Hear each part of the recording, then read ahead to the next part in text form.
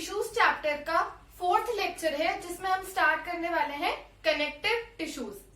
जैसे कि नाम से ही समझ में आ रहा है कनेक्टिव कि इसका क्या काम होगा, ये किस चीज के लिए यूज आता है, दो अलग अलग टिश्यूज को कनेक्ट करने का, ताकि वो उसे रिजिडिटी एंड सपोर्ट प्रोवाइड कर सके। Like the first point says it connects the cells of other tissues in body and give them rigidity and support. Tissues को बाइंड करके उनको कनेक्ट करके सपोर्ट देने का काम होता है कनेक्टिव टिश्यूज का।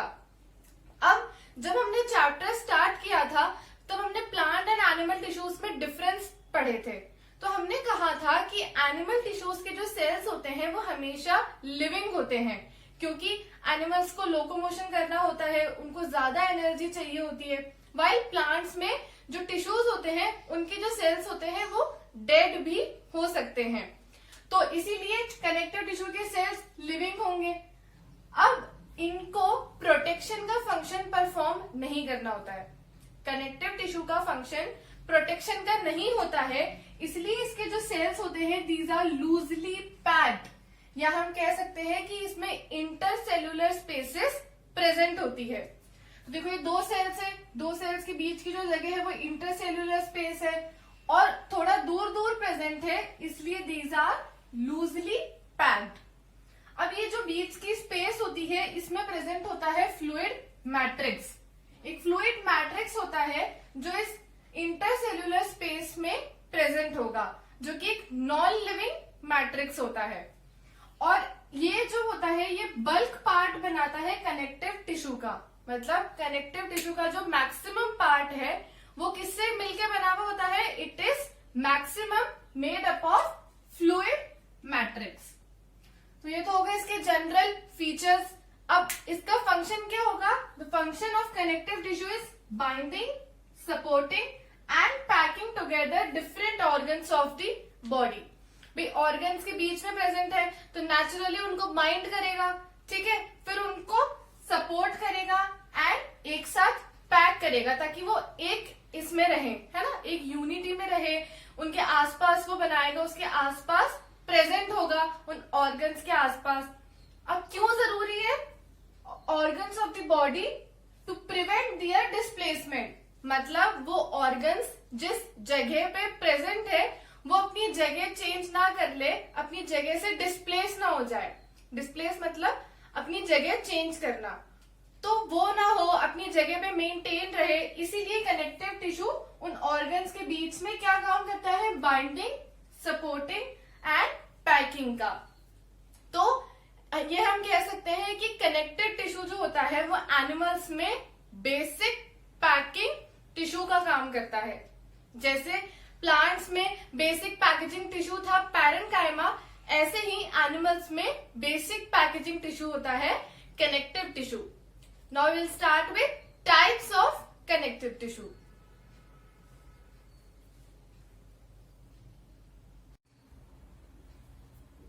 Okay, so we will start with the first type of connective tissue, which is areolar connective tissue.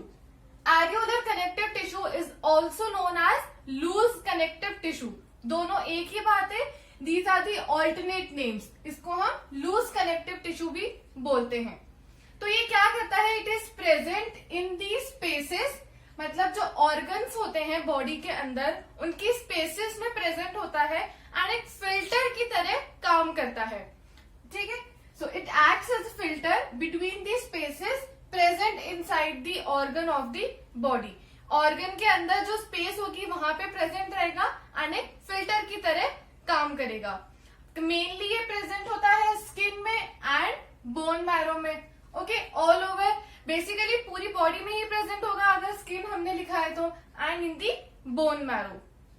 अब जो एरियोलर टिश्यू होता है उसके दो कंपोनेंट्स होते हैं, सेल्स एंड फाइबर्स। जिसमें सेल्स जो होते हैं हमारे पास वो 4 तरीके के होते हैं, fibroblast, mast cells, macrophages and plasma cells. तो स्टार्ट करते हैं फाइब्रोब्लास्ट से। जैसे कि नाम से पता चल रहा है फाइब्रो, तो इसका फंक्शन होगा फाइबर्स को सिक्रीट करने का। क्योंकि एरियोलर टिश्यू में मैक्सिमम अमाउंट फाइबर्स की होती है, इसलिए फाइब्रोब्लास्ट जो सेल होते हैं वो सबसे ज्यादा अमाउंट में प्रेजेंट होंगे, present in the highest amount, क्योंकि जितने ज्यादा फाइब्रोब्लास्ट सेल्स होंगे उतने ही ज्यादा फाइबर्स सिक्रीट होंगे। That's why these are present in the highest amount. Next हमारे पास आते हैं मास्ट सेल। तो मास्ट सेल्स जो होते हैं वो हिस्टामिन नाम का एक सब्सटेंस सिक्रीट करते हैं जो कि हेल्प करता है एलर्जिक रिएक्शन में। जैसे सपोज किसी भी इंसान को एक पर्टिकुलर चीज की एलर्जी है एंड वो चीज अगर उस पर्सन के कांटेक्ट में आती है तो बॉडी उसके अगेंस्ट एक रिएक्शन परफॉर्म करती है, जिस रिएक्शन को हम बोलते हैं एलर्जिक रिएक्शन। तो उस रिएक्शन में मेन इंपॉर्टेंट रोल होता है हिस्टामिन का, जो कि सिक्रीट करते हैं मास्ट सेल्स। थर्ड जो होते हैं हमारे पास मैक्रोफेजेस, उनका फंक्शन होता है जो इन्फेक्शियस सेल्स होते हैं उनको खत्म करने का फंक्शन होता है मैक्रोफेजेस का। Okay, it kills any of the infectious cells inside the body.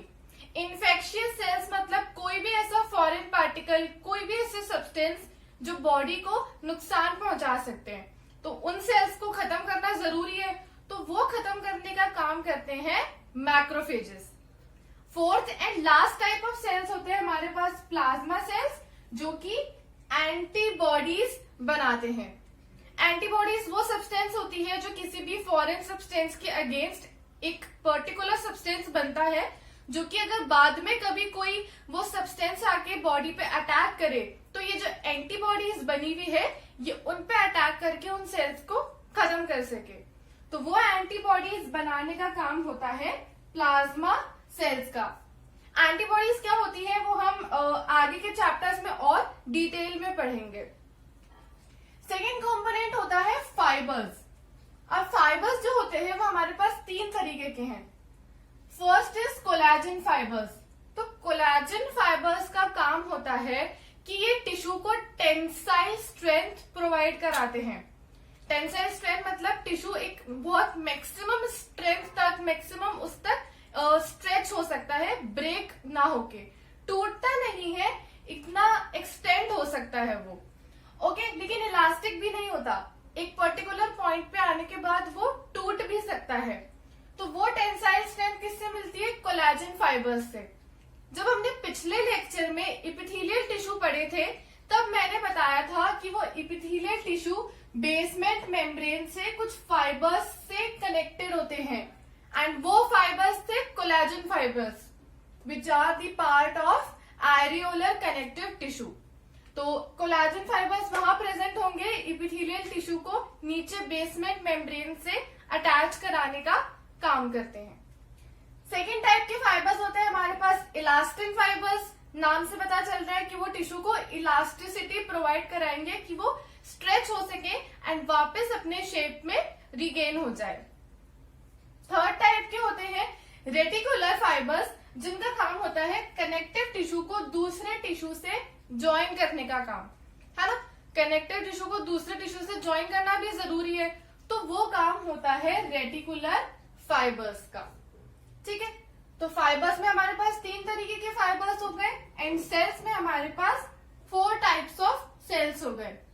तो ये जो थे कंपोनेंट्स ऑफ एरियोलर टिश्यू। अब फंक्शन क्या होता है एरियोलर टिश्यू का? तो फंक्शंस में आता है holds the organ in one place, मतलब ऑर्गन अपनी जगह से डिस्प्लेस ना हो जाए, जिस जगह पे है उसी जगह पे रहे, जगह चेंज ना कर ले, तो उस चीज को प्रिवेंट करते हैं एरियोलर टिश्यू। तो it holds the organ in one place. Next आता है हमारे पास it attaches epithelial tissue to the underlying tissue. जो अभी हमने बताया कि एपिथेलियल टिश्यू को बेसमेंट मेम्ब्रेन से कनेक्ट करने का काम होता है एरियोलर टिश्यू का, उसमें भी इस पर्टिकुलर कोलेजन फाइबर्स का। अब ये बॉडी में बहुत सी जगह प्रेजेंट होते हैं एरियोलर कनेक्टिव टिश्यू, बहुत वाइड स्प्रेड एरिया में प्रेजेंट होते हैं, तो it is also known as packaging tissue.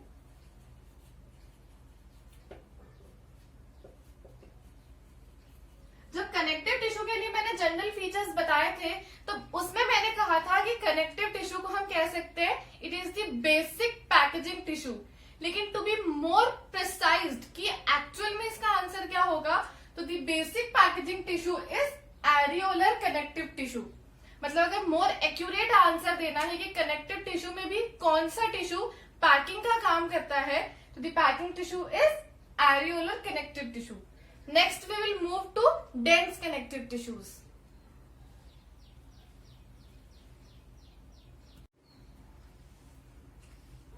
Okay, so next भी है डेंस कनेक्टिव टिश्यू।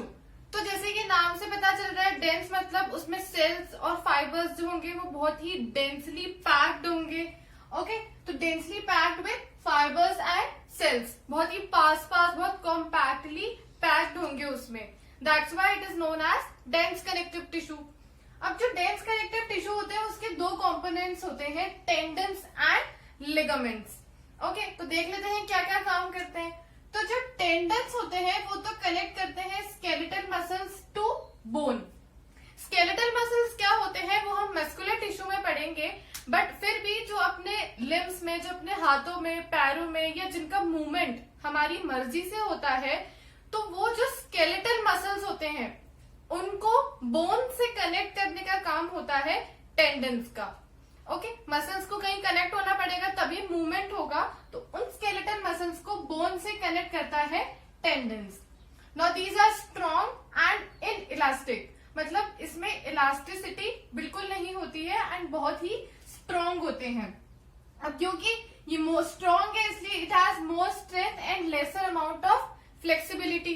भाई जो चीज इलास्टिक ही नहीं है उसमें फ्लेक्सिबिलिटी भी कहां से होगी, तो these are inelastic with less flexibility and have more strength and these are strong. Strong होते हैं, strength ज्यादा होती है because they have to connect skeletal muscles to the bones. Next आ जाते हैं हमारे पास ligaments. तो जो ligaments होते हैं these are elastic in structure. ये बहुत ही highly elastic होते हैं, इनमें बहुत ज्यादा flexibility होती है क्योंकि ये कनेक्ट करते हैं बोन टू बोन। ये एक बोन को दूसरी बोन से कनेक्ट करने का काम करते हैं। अब जब दो बोन्स को जोड़ने का काम कोई कर रहा है तो इट शुड बी इलास्टिक, क्योंकि अगर वो इनइलास्टिक होगा तो बोन्स फोल्ड ही नहीं होंगी, जॉइंट्स में प्रॉब्लम आएगी, है ना, एंड इट कैन ब्रेक, तो विच कैन कॉज स्प्रेन या कुछ भी हो सकता है। इसलिए जो लिगामेंट्स होते हैं these are highly elastic because they connect bone to bone.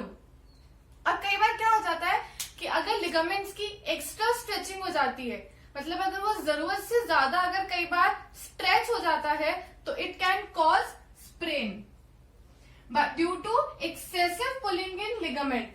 अगर बहुत ही ज्यादा वो लिगामेंट पुल हो गया है तो उसकी वजह से स्प्रेन होगा। And sprain is what, it मोच जैसे आती है तो उस मोच को हम बोलते हैं स्प्रेन।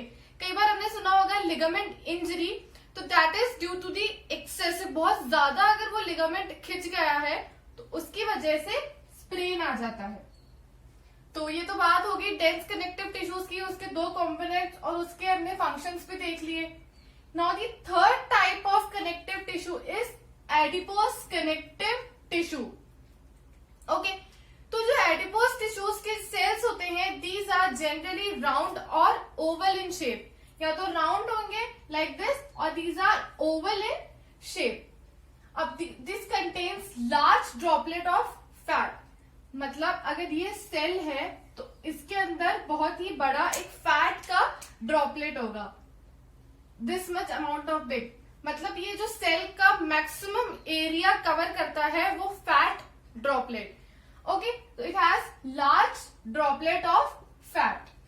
अब इस टिश्यूज के जो सेल्स होते हैं these are known as adipocytes. Adipose tissues के सेल्स को हम बोलते हैं एडिपोसाइट्स।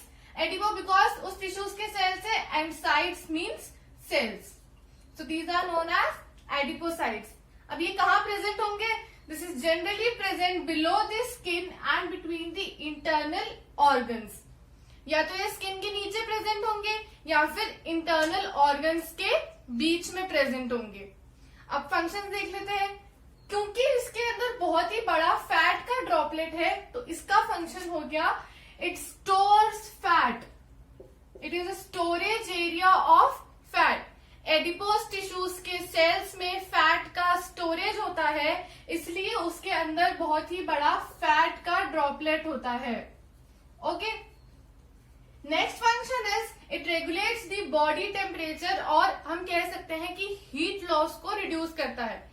जो भी एनिमल्स वगैरह होते हैं जो बहुत कोल्ड एरियाज में रहते हैं, like polar bears and all, तो उनमें क्या होता है, एडिपोज टिश्यूज की बहुत मोटी लेयर होती है, मतलब उसमें बहुत ज्यादा फैट स्टोर्ड होता है। जितना ज्यादा फैट स्टोर्ड होता है उतना ही कम हीट लॉस होगा, और जितना कम हीट लॉस होगा उतना ही वो टेम्परेचर मेंटेन रख पाएगा, उस ऑर्गेनिज्म को ठंड नहीं लगेगी। So this is the function of adipose tissue, that it regulates body temperature, या फिर सिंपलर लैंग्वेज में कहें तो इट रिड्यूसेस हीट लॉस। जितना कम हीट लॉस होगा उतनी ही कम ठंड लगेगी। Third function is it acts as shock absorbing around the eye and kidney. Eyeballs and kidney के आसपास अगर ये प्रेजेंट है तो ये शॉक एब्सॉर्बर का काम करता है। मेरी जो सेंसिटिव एरियाज है उनको डैमेज से बचाने के लिए, शॉक से बचाने के लिए, कि वो डिस्ट्रॉय ना हो जाए, तो क्या होता है, उन सेंसिटिव ऑर्गन्स के आसपास एडिपोज टिश्यू प्रेजेंट रहेगा।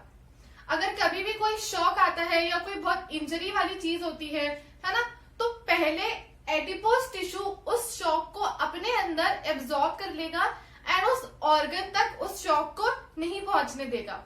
तो अगर पहले ही वो शॉक एब्सॉर्ब हो गया है, ऑर्गन तक नहीं पहुंचा है, तो it can prevent these sensitive organs from the shock. So it acts as shock absorbing around the kidney and eyeballs. इस तरीके से वो ऑर्गन्स को प्रिवेंट करता है। तो this was the dense connective tissue and adipose connective tissue. Now next we will move to the